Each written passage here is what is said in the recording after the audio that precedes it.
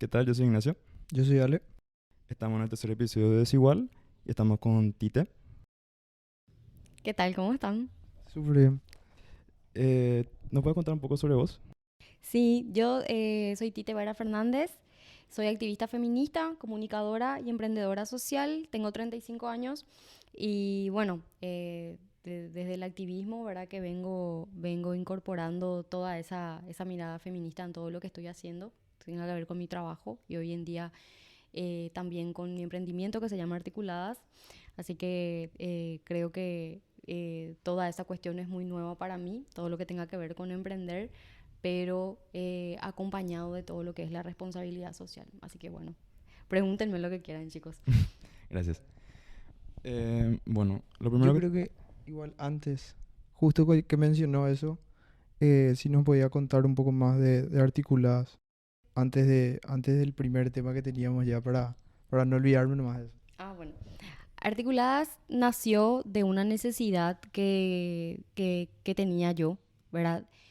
Porque siempre me gustó ayudar a las personas, ¿verdad? Yo soy voluntaria de varias organizaciones, soy madrina de una organización, ¿verdad? Donde yo aporto para el desarrollo de los niños, de los adolescentes, de la inclusión social, pero con el periodismo yo creía que podía mover y ayudar cosas, ¿verdad? Porque estuve trabajando en un medio alternativo que se llama Latitud 25, estuve 4 años como host, estaba hablando de toda la cuestión de las causas sociales, los movimientos sociales, los derechos humanos y feminismo, también diversidad, pero sentía que tenía que hacer algo más. O sea, con contar la historia para mí en lo personal no era suficiente. Igual para mí el periodismo, la comunicación es algo súper apasionante, pero internamente yo necesitaba hacer algo más. Y hablando con mi terapeuta, hablando con ella, yo le decía, o sea, yo le hablaba de mi insatisfacción en lo profesional, o sea, sentía que quería hacer algo que me llene. Y ella me dice, vos tenés que dedicarte a algo que te haga feliz y lo que a vos te hace feliz es ayudar a las mujeres. Y yo le decía, pero yo no puedo trabajar de eso es algo que yo hago porque es mi causa, ¿verdad? Porque es lo que a mí me apasiona. Y ella me dijo, sí, vos podés trabajar de eso, pero yo ya no te puedo ayudar en esto. Vos tenés que hablar con otra que esté especializada en mentorear a emprendimientos.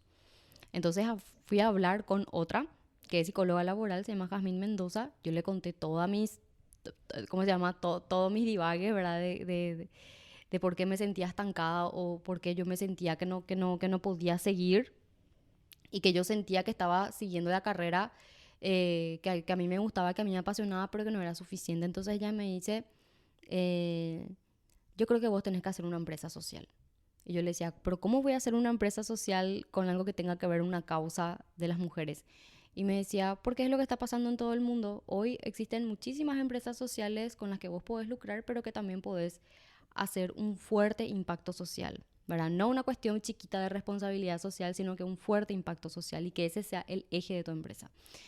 Y ahí nació Articuladas. O sea, me asesoré, estoy registrada, tengo mi registro de marca, estoy registrada como una empresa por acción simplificada, o sea, pago IVA o sea, todos los años. Y arranqué ya con un convenio con el Ministerio de Justicia para trabajar con mujeres privadas de libertad en el Hogar Nueva Oportunidad.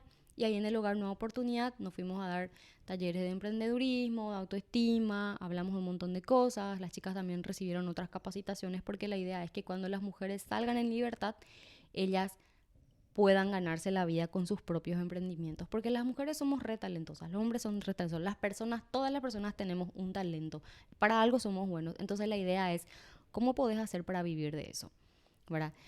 Y aparte de trabajar con mujeres en situación de vulnerabilidad, como las chicas privadas de libertad, también hago consultorías, capacitaciones, charlas, ¿verdad? Hoy en día tenemos un hermoso proyecto que estamos ejecutando con Brahma, que se llama Brahma Talks, donde estamos haciendo una serie de charlas para las mujeres.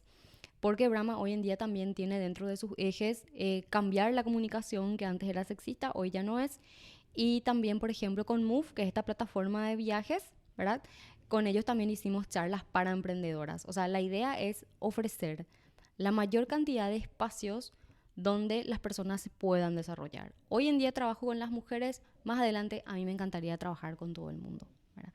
Pero hoy en día esto es lo que me mueve, esto es lo que me apasiona y como yo necesito siempre tener un propósito como combustible para poder hacer las cosas, bueno, Articuladas está ahí, ¿verdad? Y tiene 2 años ya de existencia, 1 año como empresa y la idea es este 2022 dedicarme ya a full a eso porque actualmente también trabajo en un medio de comunicación tradicional que tiene radio y televisión, pero sí, yo ya me quiero dedicar 100% a mi emprendimiento.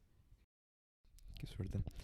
Bueno, el primer punto que te quería preguntar es, si me puedes explicar así, según tu punto de vista, ¿qué es el feminismo? O sea, obviamente cada uno, o sea, hay muchas interpretaciones diferentes, me supongo, pero para vos, ¿qué es? ¿Qué busca? El feminismo lo que busca es la igualdad, ¿verdad? Evidentemente, hombres y mujeres biológicamente podemos ser distintos, ¿verdad? Pero en cuestiones de derechos tenemos que tener los mismos derechos. O sea, los hombres y las mujeres somos capaces de hacer lo que queremos, ¿verdad? El tema es que culturalmente hace millones de años, ¿verdad? O sea, eso fue mutando, fue cambiando y en los últimos miles de años las mujeres se tuvieron que ver sometidas porque en aquel entonces lo que importaba era la fuerza, ¿verdad? Y a eso le puede sumar un montón de condicionamientos culturales y también religiosos que hicieron que las mujeres pasen a un segundo lugar. O sea, las mujeres antes no podían ni siquiera aprender a leer y a escribir, luego no podían votar, no podían tener una cuenta bancaria, no podían tener una propiedad, porque eso siempre tenía que estar administrado por hombres. Hoy en día eso está cambiando, ¿verdad? A partir de 1900 más o menos, eso viene cambiando. En muchos países, hay países en los que las mujeres todavía no tienen derecho a nada. En nuestro país podemos decir que sí hay muchas leyes que apoyan a la reducción de la desigualdad, pero culturalmente todavía las mujeres seguimos siendo objetivizadas, o sea, tratadas como objetos, o por el mismo trabajo que hace un hombre, la mujer gana menos. La mujer, por ejemplo, tiene derecho a 4 meses de licencia de maternidad, pero los hombres tienen solamente 2 semanas de derecho cuando nacen, de licencia de paternidad cuando nace su bebé. Entonces, ¿por qué el hombre tiene menos tiempo? Entonces, el hombre al salir menos tiempo del trabajo, de permiso de paternidad, hace que las mujeres sean discriminadas a la hora de querer tener un hijo mientras trabaja. ¿Verdad? Entonces la gente prefiere contratar hombres que mujeres. Y te dicen, no, no, porque las mujeres no son problemáticas. O sea, dan a luz, porque eso es un problema, ¿verdad? O las mujeres amas de casa. Las mujeres amas de casa trabajan gratis en la casa, administrando un hogar y educando niños, porque eso no está reconocido como un trabajo, ¿verdad? O sea, las mujeres después llegan a los 65 años, sus hijos se casaron y se fueron y las mujeres quedan totalmente desprotegidas. Es cierto, hay hijos súper buenos, hijos o hijas que se siguen haciendo cargo de sus padres y eso, pero ¿quién le reconoce a esa mujer que hizo el trabajo de toda una vida de educar ciudadanos que hoy en día le están generando ingreso per cápita y eso, ¿verdad? O sea, PIB y todas esas cosas. Entonces, con el tiempo se fueron demostrando que estas desigualdades realmente afectan a las mujeres y en la mayoría de los países tratan de trabajar por leyes que ayuden a reducir esa desigualdad y que estemos en una, ¿cómo se dice?, igualdad de condiciones para que podamos desarrollar nuestro máximo potencial. Para mí, el feminismo es igualdad, es justicia social, es poder mirarnos frente a frente y decir, vos y yo hoy en día tenemos las mismas condiciones para competir, entonces compitamos o trabajemos juntos o colaboremos o lo que sea, pero siempre desde el respeto. Eso es para mí el feminismo. Genial. Eh, fue súper sólido en general el concepto, pero nosotros por lo menos sentimos que normalmente cuando alguien que desde dentro de la reivindicación no está hablando, no está explicando, hay una confusión en general que se ve en redes, se ve en los medios, que son tipo de estereotipos o cosas que nunca realmente fueron plantadas o planteadas desde el feminismo y nosotros vemos que son muy constantes, o sea, tipo generar esa mirada de, no sé, que desde dentro del feminismo hay una radicalización y todo lo que se está exigiendo de manera radical y todo es como sea o de manera agresiva y nosotros vemos que no es así, pero no sé si me explico, ¿cuáles sentís que son los estereotipos más comunes o cosas que ves que realmente no están siendo planteadas desde el movimiento y que son muy repetidas? No sé. Sí, no, yo entiendo tu punto porque hay que entender algunas cosas y siempre tenemos que mirar a la historia. O sea, siempre tenemos que mirar hacia atrás y entender, ¿verdad? ¿Quiénes fueron las feministas? ¿Quiénes fueron las primeras feministas? El término feminismo aparece creo que en el año 1800. O sea, es una palabra antigua. Es así, tipo, de hace 2 siglos. ¿Qué pasa con el feminismo? El feminismo surge a raíz de que las mujeres ni siquiera se podían reunir entre varias en una casa. Siempre tenía que haber un hombre presente. Entonces las mujeres no podían hablar de nada que pueda incomodar a los hombres. Y en Francia, por ejemplo, las mujeres se comenzaron a reunir en salones de té para hablar de cosas de mujeres, pero en realidad estaban hablando de sus derechos. Y a esas mujeres se las llamaba les salonières, este tipo, las mujeres que se reunían en salones. Después de eso vinieron las sufragistas. El sufragismo, que era las mujeres peleando por el derecho a voto, nace antes de 1900 y eso se extendió entre Inglaterra y Estados Unidos. Y hay muchísimas mujeres que incluso llegaron a morir por eso.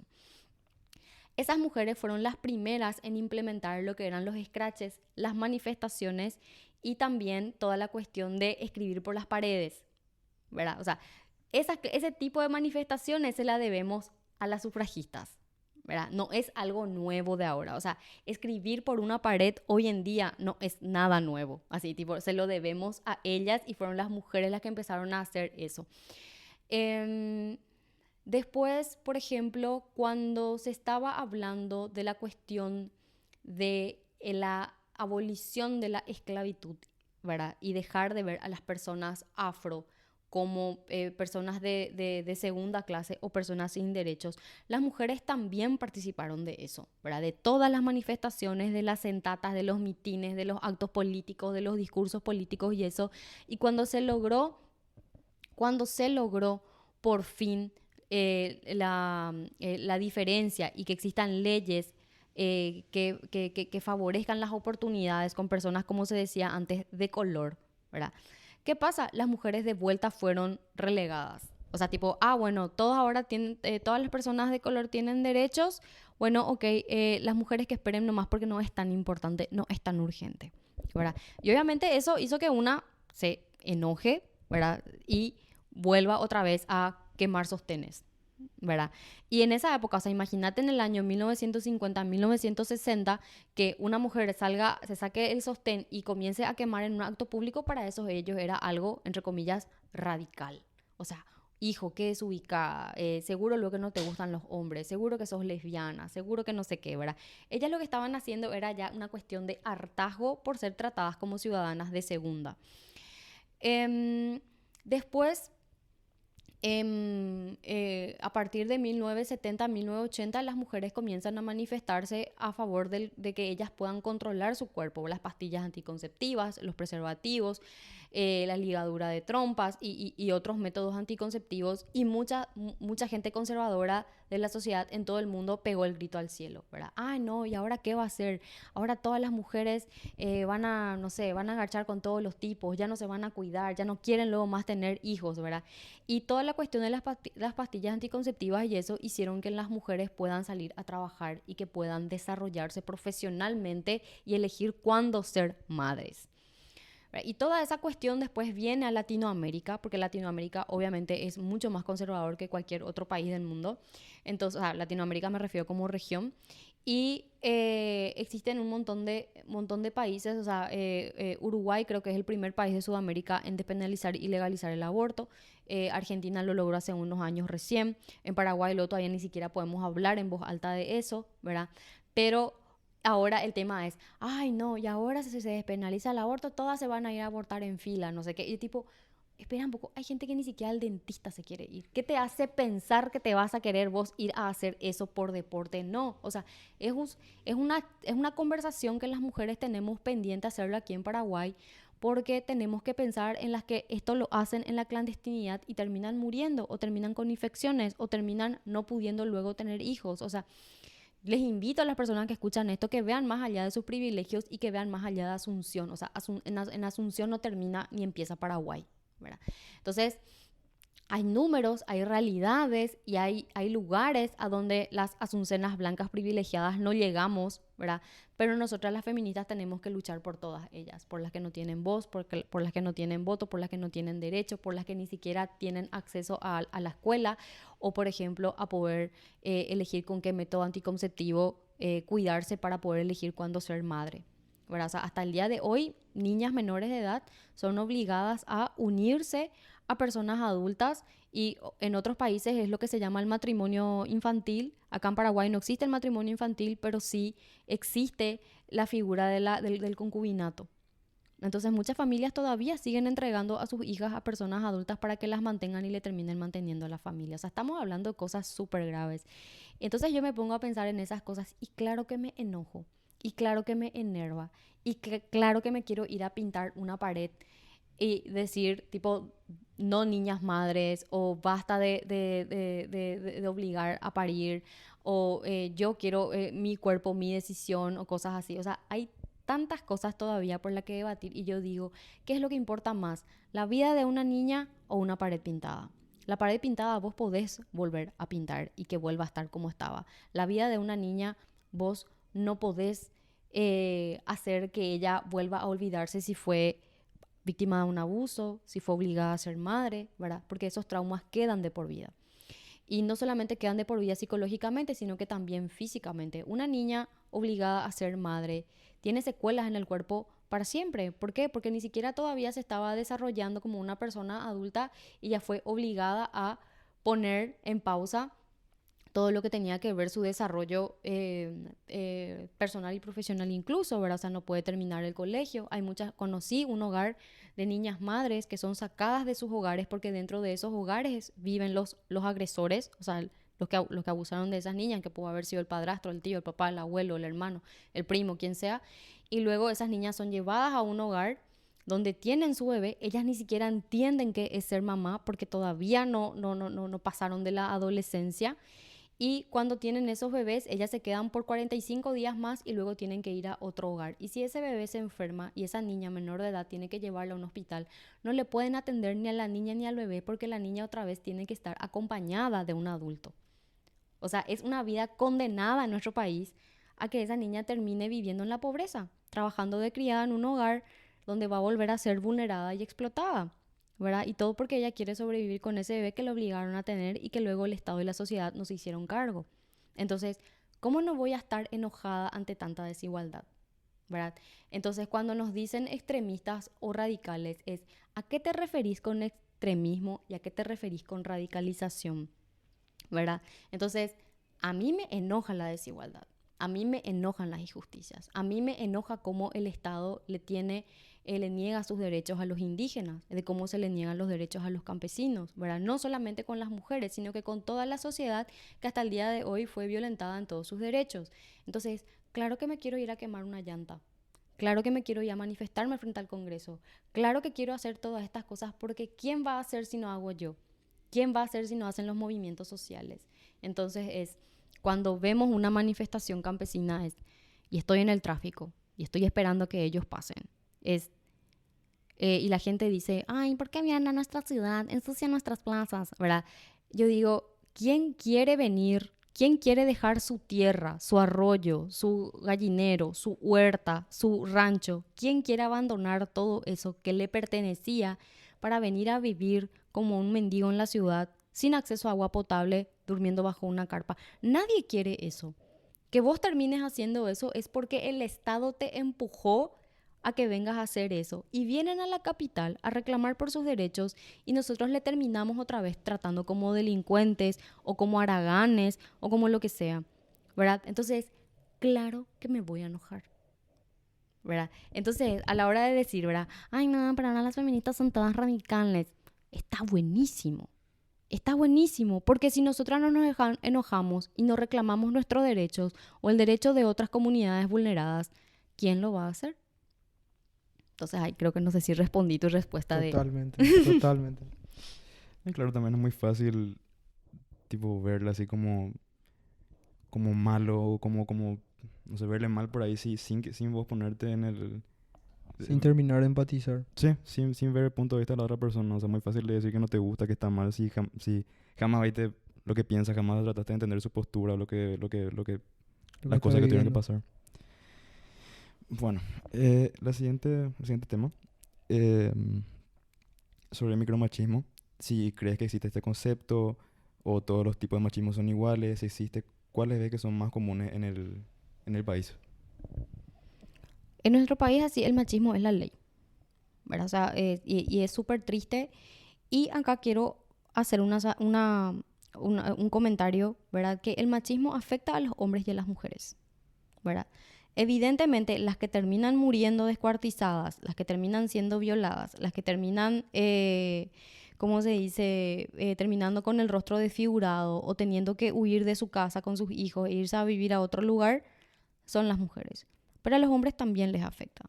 ¿Por qué les afecta? Porque desde niñito te dicen, ay, no tenés que usar rosada porque es color de nena. O sí o sí tenés que jugar a la pelota. Sí o sí tenés que jugar a los autitos. No tenés que llorar. ¿Entendés? Tenés que hacerle bullying a tu compañerito porque es el que parece más débil. Tenés que pegarle a tu compañerita porque así es simpático. Porque eso también es machismo, ¿verdad? Y que se le inculca a los niños y a las niñas desde pequeños. ¿Y qué pasa si un niño no quiere jugar al fútbol? ¿Qué le hacen a un niño si no quiere jugar al fútbol? ¿Qué pasa si un niño quiere jugar con muñecas? Porque le gustan las muñecas. De por ahí más adelante quiere ser diseñador de moda, estilista, peluquero, maquillador, entrenador físico, qué sé yo, ¿verdad? Pero ¿por qué? O sea, si desde niños ya te comienzan a inculcar cómo tiene que ser un hombre y cómo tiene que ser una mujer, y si vos no te sentís cómodo, esa es una violación a tu identidad, ¿verdad? O sea, desde chiquitos ya te imponen cómo tenés que ser y no siempre vos querés ser eso, ¿verdad? Y si vos te salís un poquitito de la norma, ya sos puto, ya sos trolo, ya sos afeminado. Ay, no vayan a ser maricón. O sea, hasta el día de hoy se siguen diciendo esas frases que están súper mal y que son palabras que hieren mucho. Y no solamente hieren a la persona que lo dice, sino que a toda la comunidad que es discriminada, ¿verdad? O sea, no hay que utilizar esas palabras como algo, ¿cómo se dice? Que discrimina o que lastima, sino que tenemos que comenzar a pensar cuáles son los significados de esas palabras, cuál es el origen histórico de esa palabra, ¿verdad? Y quiénes representan a esa palabra, ¿verdad? Como yo también así suelo decir hoy en día, así, ay, no, pero vos sos re puta. ¿Qué tiene de malo ser puta? ¿Entendés? O sea, es resignificar la palabra. Hay mujeres que trabajan y que viven de eso. Esté yo a favor o en contra, ese ya es mi problema. Pero hay mujeres que viven de eso, ¿verdad? Y que lo ven como un trabajo y luchan por el reconocimiento, ¿verdad? De lo que es el trabajo sexual. Lo mismo, por ejemplo, hace poco hubo una cuestión ahí en las redes sociales de que una chica quiso utilizar el término maricón para algo despectivo y toda la comunidad LGBTI salió a decir, nosotros estamos orgullosos de ser maricones y vos no vas a decidir por encima de nosotros qué es maricón y qué no es maricón. Y a mí me pareció súper bueno, ¿verdad? Porque tenemos que escuchar a la comunidad que realmente se siente representada por eso.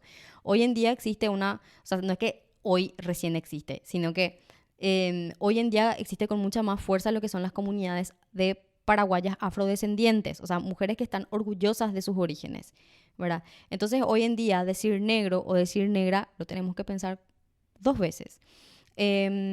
Lo mismo pasa con decir lesbiana. Hoy en día, si vos le decís lesbiana a alguien, no es un insulto, ¿verdad? ¿Por qué? Porque es la orientación de una mujer hacia otra mujer. ¿Y qué tiene de malo? Eso o sea, tipo, nadie le obligó, tampoco se despertó un día y dijo, ay, hoy amanecí lesbiana. No, o sea, es algo con lo que nació y decidió, ¿cómo se dice?, salir del closet y vivir eso. Y está súper bien y lo tenemos que aplaudir y las tenemos que cuidar, ¿verdad? O te vas a trabajar te querés hacer un tatuaje o te querés teñir el pelo, o si sos hombre, ¿qué pasa si te querés poner un piercing? ¿Qué pasa si el piercing no te querés poner en la oreja y te querés poner en la nariz? O sea, todavía hoy en día hay gente que le choquea, que le va a dar un infarto, que, ay, Dios mío, no vas a heredar, tu abuelo no te va a dejar ninguna herencia si es que te teñís tu pelo, ¿verdad? Entonces, hay que pensar, los hombres también son víctimas del machismo, ¿verdad? Solamente que también son victimarios, ¿verdad? Pero sí afecta, y todos esos son micromachismos, ¿verdad? También son micromachismos, por ejemplo, que muchos hombres no ven a las mujeres como personas, sino que le ven como potencial levante, ¿verdad? Eso es micromachismo. O irte a tu trabajo y porque sos jefe, vos le querés invitar a salir a la que es tu subordinada, ¿verdad? No, vos sos su jefe, o sea, vos encima estás otra vez en una posición de poder y vos a través de eso medio le querés sacar a cenar, pero en realidad lo que querés es tener sexo con ella, ¿verdad? O sea, eso ya es un acoso laboral y eso está penalizado, o sea, hoy en día eso es un delito. Micromachismo son emitir una opinión sobre el cuerpo de otra persona o sobre la apariencia de otra persona sin tener el permiso de esa persona. Ay, la otra vez escuché, por ejemplo, en el trabajo un comentario que me puso nerviosa. Porque estaba una trabajadora que hace el trabajo de la limpieza en el laburo donde estoy. Y ella es de una empresa tercerizada, o sea, es de otra empresa. Tienen un uniforme de un color bordó y su cabello o sea, tipo se tiñe de rojo, ¿verdad? Y un señor pasa y le dice, ay, me pongo a pensar, ¿por qué siempre querés combinar el color de tu cabello con el color de tu uniforme, ¿verdad? Y ella sí le mira y así se ríe nomás, ¿verdad? Y después me dice, estoy harta de que me hagan ese comentario, a ellos qué les importa, ¿verdad? O sea, ni siquiera le quiso decir como un piropo o nada, ¿verdad? O sea, ni siquiera tienen por qué decir un piropo, ¿verdad? O sea, porque si yo mujer no estoy en una situación de confianza con esa persona, si no es mi amigo, si no es mi papá, si no es no sé qué, no tiene derecho a opinar sobre mi cuerpo o sobre cómo me visto o sobre mis gustos o sobre cómo yo soy, ¿verdad? O cuando una mujer ya da su opinión y se pone firme y ya no se ríe de los chistes absurdos que suelen hacer algunas personas, ya es, ay, qué argel que sos. Ay, usted o las feministas son demasiado sensibles. No, no soy sensible. O sí, realmente soy una persona sensible porque no soy psicópata, pero tu chiste es una mierda y no me tengo por qué reír de la mierda que estás diciendo, ¿verdad? Cosa que ya me pasó y lo tuve que decir así en reuniones laborales. Me llegó a pasar que una persona hizo un chiste machista y se da la vuelta, se ríe y me dice, ay, ay, ay, mejor no digo esto porque Tiste es feminista y se va a enojar.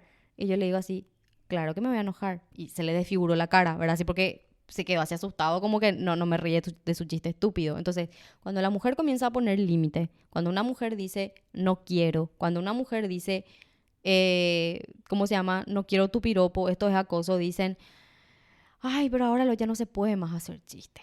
¿Entendés? Y lo mismo habrá pasado con los blancos cuando terminó el tema de la esclavitud. Ay, ahora ya no podemos más esclavizar.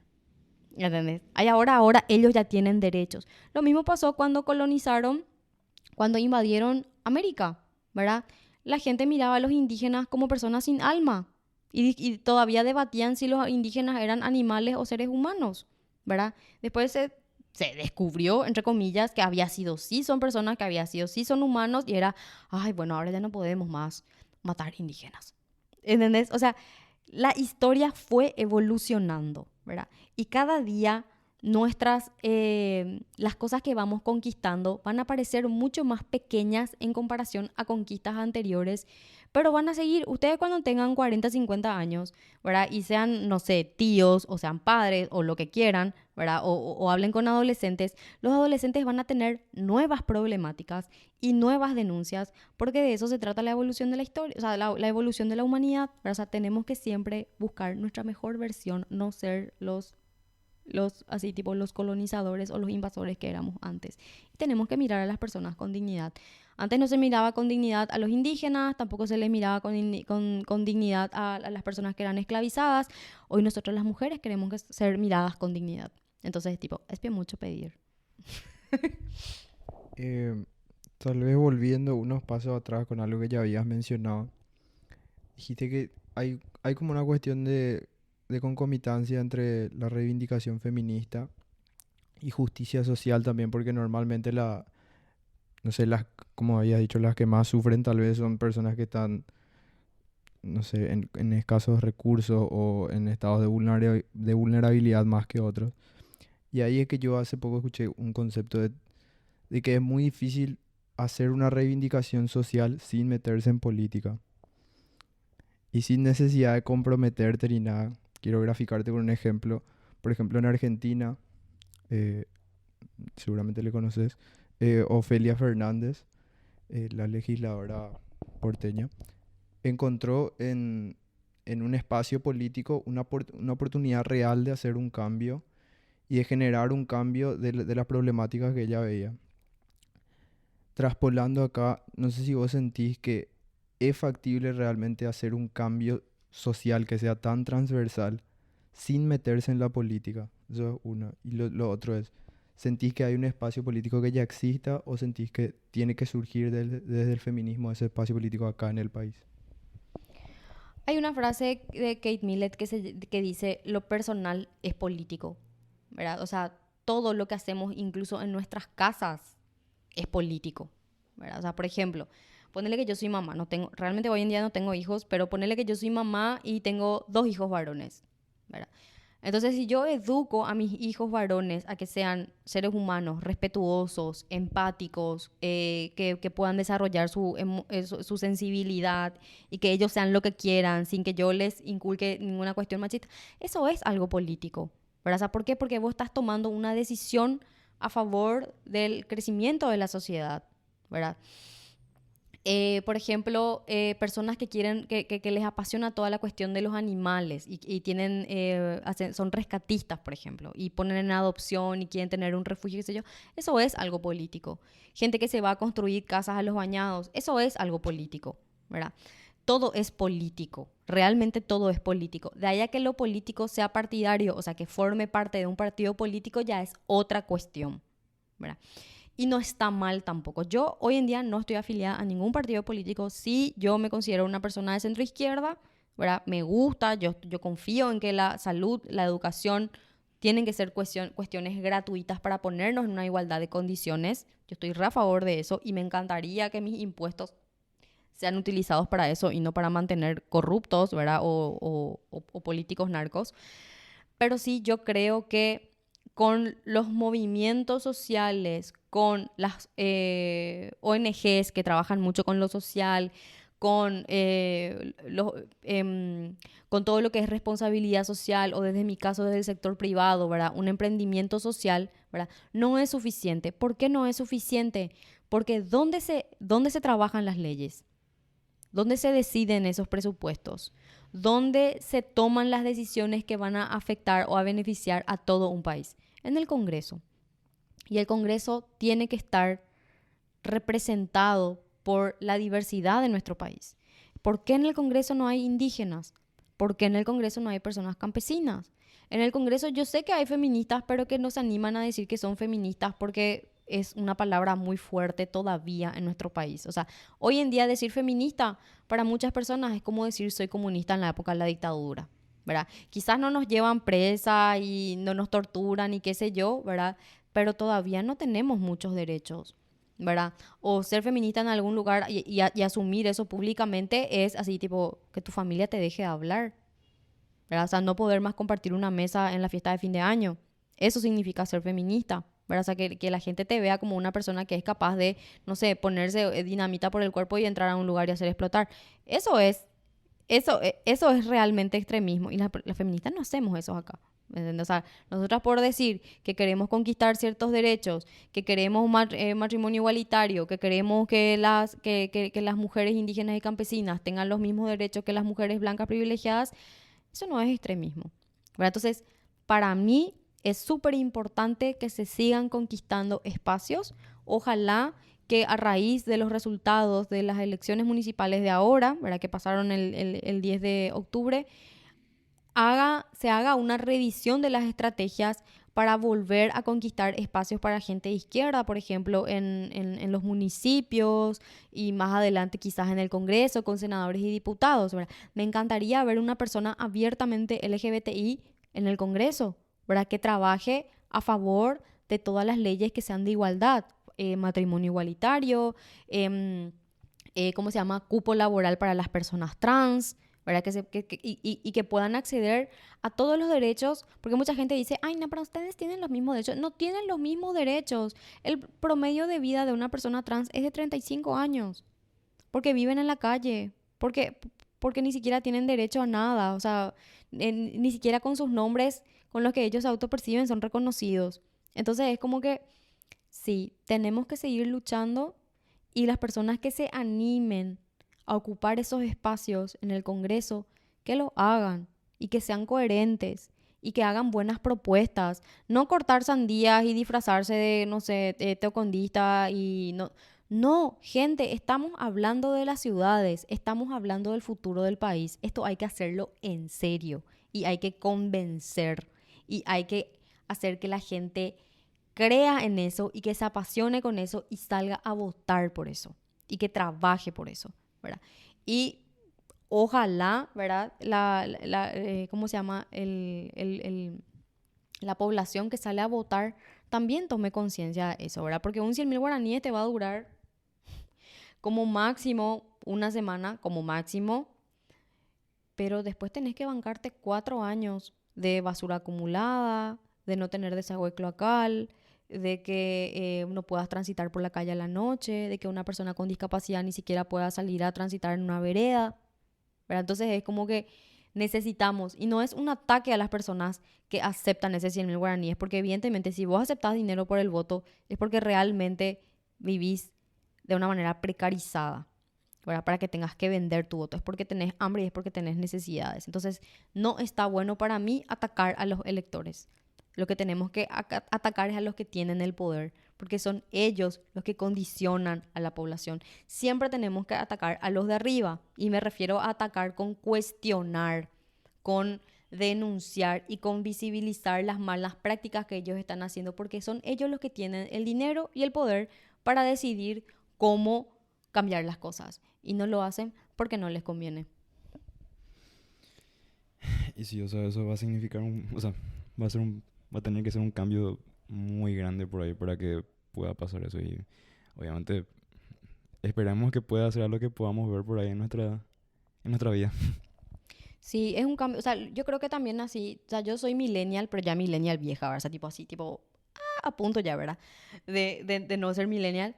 Pero los centennials y las nuevas generaciones, yo creo que son mucho más. O sea, tienen como que quieren conseguir las cosas mucho más rápido de lo que nosotros queremos, ¿verdad? O sea, los millennials ya queremos así todo inmediato, todo hacia la velocidad de internet. Y yo creo que ustedes quieren que sea incluso mucho más rápido.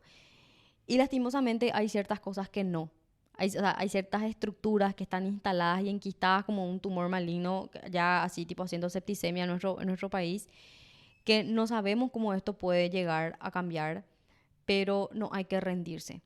No hay que rendirse. Por lo menos, así como les dije, lo personal es político. Por lo menos vos aquí con el podcast que ustedes están haciendo, mucha gente les va a escuchar y va a poder escuchar otras voces que quizás en otros espacios no tienen. O ustedes sentándose a debatir con las personas, o ustedes, ¿cómo se llama? Siendo personas transparentes. Eso ya es súper importante, porque la gente les va a mirar y va a decir, ¿y por qué no vendiste tu voto? ¿O por qué no te afiliaste a este partido? ¿O por qué no trabajas por este? ¿O por qué no te dedicas nomás ya al narcotráfico? Entonces, como que a medida que vos seas fuerte en el lugar en donde estás y resistís ahí desde tus ideales, desde tus valores y de tus principios, eso ya es algo político. Bueno, ya nos estamos quedando corto de tiempo. Bueno, primero luego, gracias por venir, por hablar con nosotros. Em, Ah, no, y obviamente agradecerle a Tite y recordarles que nos tienen que seguir en las redes sociales, sí, en Facebook, en Instagram. estamos como Desigual. En Instagram estamos como Desigual PI, en YouTube, Spotify y en Facebook estamos como Desigual. Y eso, muchísimas Y a gracias. Tite, ¿verdad? También que diga sus redes, boludo. Ah, yo soy arroba titevera en todas partes y arroba articuladas-bajo también en todas las redes. Y gracias chicos, en serio, felicidades por esto que hacen. Ojalá que sigan creciendo y que puedan entrevistar a gente regrosa y que esas voces lleguen a la generación de ustedes, porque como que ustedes tienen que ser conscientes que forman parte del bono demográfico. Ustedes forman parte de la población más fuerte y más activa del país.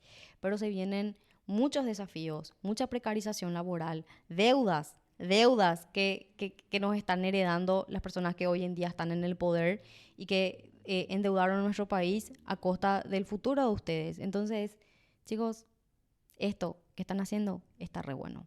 Y sigan haciendo y espero que nunca nadie les calle y que al contrario, siempre consigan apoyo para que esto se siga multiplicando y que puedan llegar a más partes.